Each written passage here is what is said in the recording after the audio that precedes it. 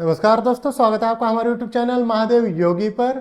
आज के वीडियो में हम बात करेंगे खांसी की समस्या में कौन सा प्राणायाम करना चाहिए। आज मैं आपको दो ऐसे अद्भुत प्राणायाम बताऊंगा। अगर आपको गले से संबंधित कोई भी समस्या है, खांसी है, सूखी खांसी है, बलगम है, गले में दर्द रहता है, गला बैठा रहता है या अन्य गले से संबंधित अगर कोई भी समस्या है, तो उसमें ये जो प्राणायाम है बहुत ही उपयोगी होने वाले हैं। तो चलिए शुरू करते हैं। खांसी की समस्या में आपको सबसे पहले तो कपालभाति करनी है। कपालभाति शुद्ध क्रिया जैसे आप जानते हैं सभी। किसी भी आसन में आराम से सुखपूर्वक बैठ जाइए। सुखपूर्वक बैठने के बाद आप कोई भी हाथ से मुद्रा बना के रख सकते हैं और आपको कपालभाति का मिनिमम 5 मिनट अभ्यास करना है।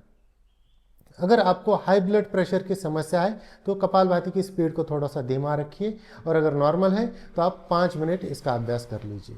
इससे ज़्यादा भी कर सकते हैं, लेकिन कम से कम 5 मिनट तो करना ही है। करना किस प्रकार से है? सांस को एक झटके से बाहर छोड़ देना है। सांस के जो अंदर आने की जो क्रिया होगी वो अपने आप होगी। आपको सांस को अंदर खींचने की कोशिश नहीं करनी। बहुत सारे लोग क्या करते हैं, सांस को छोड़ते तो है, इस प्रकार से करते। ऐसे नहीं करना। आपको क्या करना है, खाली सांस को बाहर फेंकने पे फोकस करना है।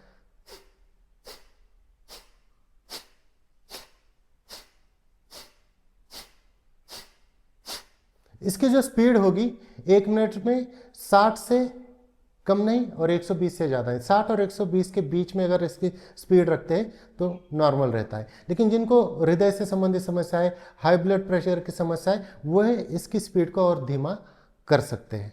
एक तो आपको कपालभाति को करना है और दूसरा सबसे महत्वपूर्ण जो प्राणायाम है वह है उज्जयी प्राणायाम।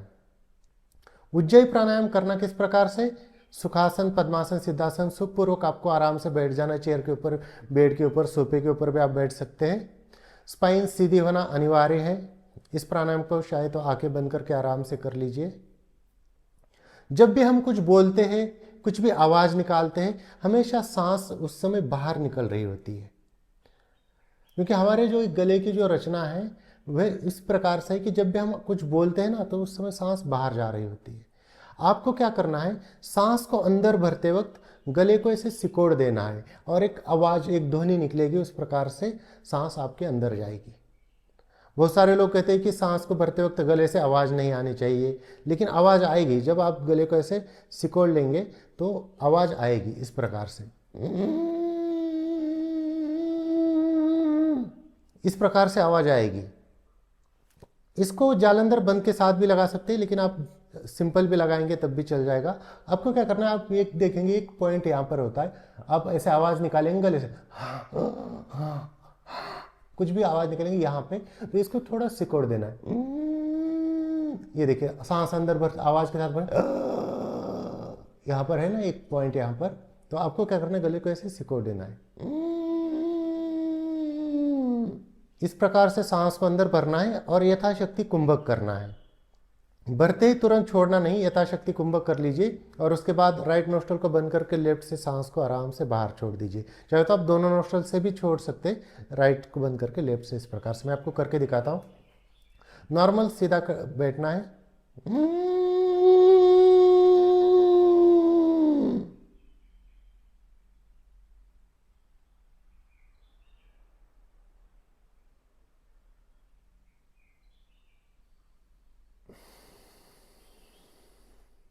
ऐसे 40, 50, 60 सेकंड तक होल्ड करना है। मैंने थोड़ा सा कम होल्ड करके आपको दिखाने के लिए कम होल्ड किया। तो इस प्रकार से आपको कंटिन्यू करते जाना है। फिर सांस आवाज के साथ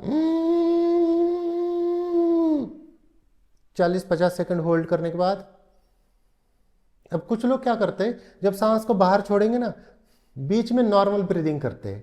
आप कंटिन्यू करते रहिए। जैसे सांस छोड़ी, दूसरी सांस के साथ फिर आवाज, फिर छोड़ी, फिर आवाज के साथ सांस अंदर, तो बीच में नॉर्मल ब्रीदिंग नहीं। कुछ लोग क्या करते हैं कि सांस अंदर भरेंगे और सांस को छोड़ते हुए आवाज करेंगे, तो ऐसे नहीं करना। सांस को अंदर लेते वक्त स्टार्टिंग में हो सकता है आपको दिक्कत आ जाए, एकदम से गले में खांसी उठे, कुछ हो, लेकिन धीरे धीरे जैसे आप प्रैक्टिस करेंगे तो अपने आप ये प्राणायाम आपसे होने लगेगा। तो दोस्तों, ये थी कुछ जानकारी खांसी की समस्या में कौन सा प्राणायाम करना चाहिए इसके बारे में। इसी प्रकार से और जानकारी के लिए हमारे चैनल को सब्सक्राइब कीजिए, इस वीडियो को लाइक कीजिए, अपने दोस्तों के साथ शेयर कीजिए। स्वस्थ रहिए, मस्त रहिए। धन्यवाद।